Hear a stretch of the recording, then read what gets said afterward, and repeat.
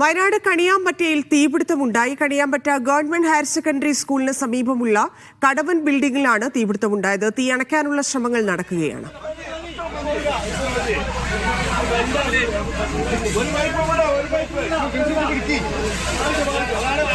ഫൈസൽ നെടുമ്പാല ചേരുന്നുണ്ട്. ഫൈസൽ, ഇതെങ്ങനെയാണ് തീപിടുത്തം ഉണ്ടായത്? കടകൾക്കാണോ തീപിടിച്ചത്?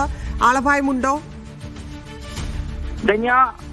ഒരു 9:30 കൂടിയാണ് ഇത്തരത്തിൽ കണിയാമ്പറ്റ ടൗണിൽ തീപിടുത്തം ഉണ്ടാകുന്നത്.